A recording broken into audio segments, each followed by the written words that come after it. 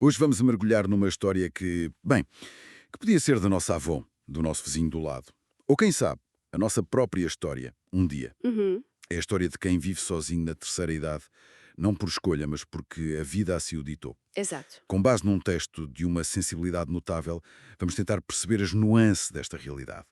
Os riscos, os sinais de alerta e, mais importante, as formas de apoio para que ninguém envelheça esquecido. E olha que é um tema de uma urgência imensa. Muitas vezes olhamos para isto como uma questão social, de tristeza. Apenas emocional, sim? Pois, mas o material que temos em mãos sublinha algo muito mais grave. Isto é um problema de saúde pública. Com consequências físicas reais. Muito reais, mas a nossa análise hoje não vai ser clínica, vai ser humana. Vamos focar-nos nas pequenas ações, nas subtilezas que o texto detalha e que podem literalmente salvar uma vida. E para dar um rosto a isto tudo, o texto apresenta-nos a Dona Amélia. Vamos olhar para a história dela. Sim, A Dona Amélia tem 82 anos, vive na mesma casa há mais de meio século, o marido já partiu, os filhos moram longe, e quando lhe perguntam como está, a resposta é sempre a mesma, com uma convicção quase feroz. Eu cá desenrasco-me. essa frase é quase um hino geracional, não é? É, sem dúvida. É a bandeira de uma geração que foi ensinada a ser resiliente, a não se queixar. Para eles, precisar de ajuda é quase uma falha pessoal. Exato. E o texto ilustra isto com um detalhe que me marcou porque é cómico e de cortar o coração ao mesmo tempo. Uhum. Ela diz que se desenrasca, mas a cena descrita é ela a lutar com um frasco de azeitonas que nem o rolo que conseguia abrir. Parece um pormenor, uma piada, mas sinto que há muito mais aqui, não há? Absolutamente. Essa imagem é a metáfora perfeita para o problema todo. Certo. É a representação daquele fosso gigantesco que existe entre a autoperceção de força e a realidade da vulnerabilidade. O frasco de azeitonas é o facto teimoso que a narrativa do eu cá desenrasco-me não consegue contornar. E a Dona Amélia funciona como um arquétipo, então. Exato, ela representa milhares de outras pessoas. Aquele desenrascanço não é arrogância, é um mecanismo de defesa muito, muito complexo. Um mecanismo de defesa contra o quê exatamente? O medo de incomodar? Isso, mas é ainda mais fundo, não é só sobre não querer ser um fardo. Hum. Está ligado à preservação da identidade. Aquela pessoa passou 80 anos a ser autossuficiente, a ser o pilar da família. Admitir que já não consegue abrir um frasco, ou coisas mais sérias, é admitir que essa identidade está a mudar. É uma perda de controle. Assustadora. O eu cá desenrasco-me é a última trincheira onde a identidade de pessoa forte ainda resiste. E por trás dessa trincheira, a realidade é bem mais dura.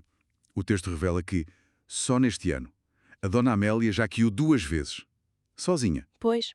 Já se esqueceu de tomar a medicação para a atenção.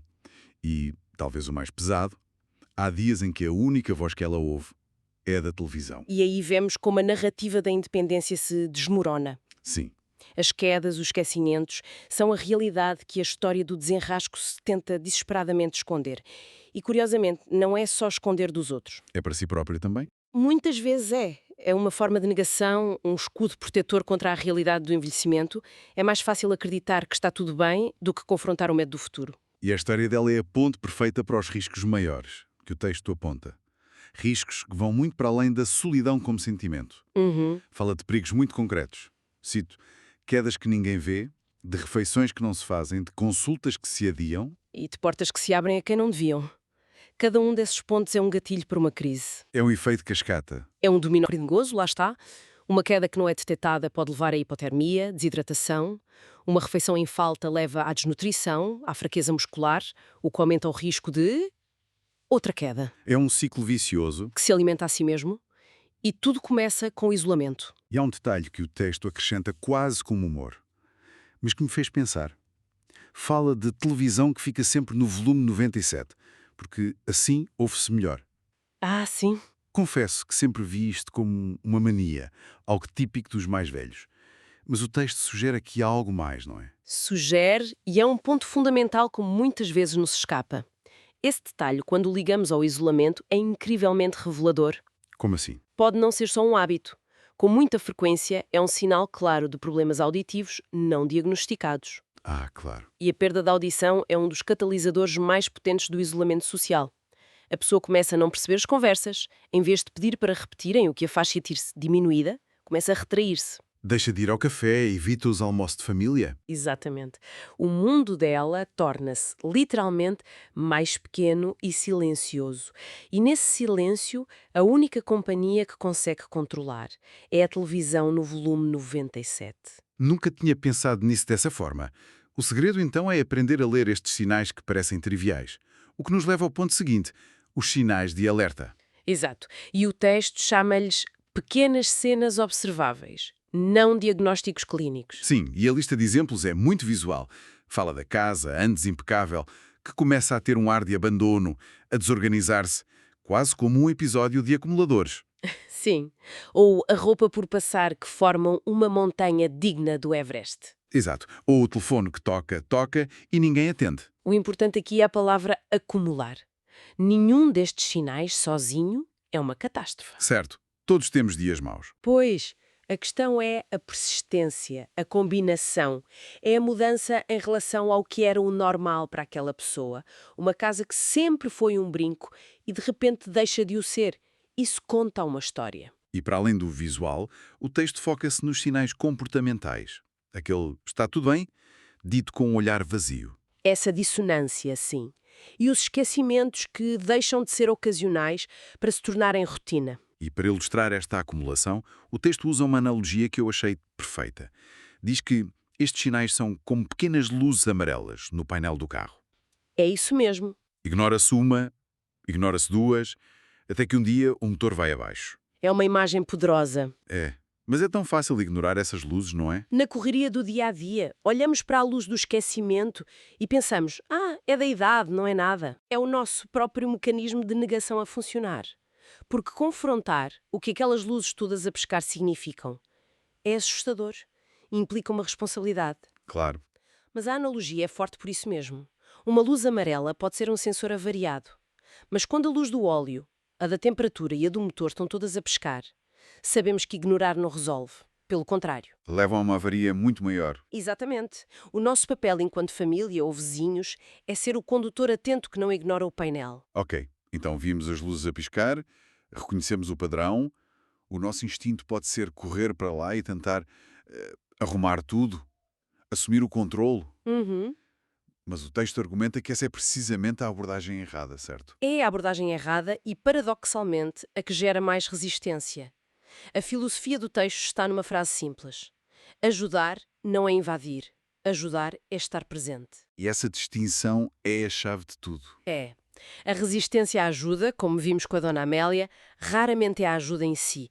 É uma recusa da perda de controlo, da sensação de ser infantilizado. A invasão, mesmo bem intencionada, confirma o maior medo da pessoa. Eu já não sou capaz. E a presença, por outro lado, o que é que faz? A presença cria conexão. Diz, eu estou aqui contigo, em vez de eu estou aqui para fazer por ti. E é a partir dessa confiança que a ajuda se torna possível. E as sugestões práticas do texto são brilhantes por causa disso. Sim, são muito subtis. Não é chegar e dizer, vim tomar conta de si. É aparecer para roubar um café. Exato. É levar um Tupperware com sopa, mas com a desculpa de que fez a mais e se não ia para o lixo. Claro. Ou ajudar a organizar a caixa dos medicamentos, mas sem aquele tom de auditoria. E a psicologia por trás disto é genial, na verdade. Levar a sopa porque fez a mais é um ato de partilha entre iguais. Tira o peso da caridade. Completamente. Está a dizer, lembrei-me de si, não, você não consegue cozinhar. É uma diferença subtil na forma, mas com um impacto gigantesco, porque preserva a dignidade. É uma mudança de perspectiva que muda tudo. O texto também fala de apresentar a teleassistência não como um alarme de pânico, mas como um botão mágico. Quase um gadget. Sim. Ou propor uma ida ao centro de dia não como uma obrigação, mas como algo divertido, para fazer inveja aos outros. É usar o humor para introduzir apoios cruciais. E essa abordagem mantém a sensação de controlo nas mãos da pessoa idosa.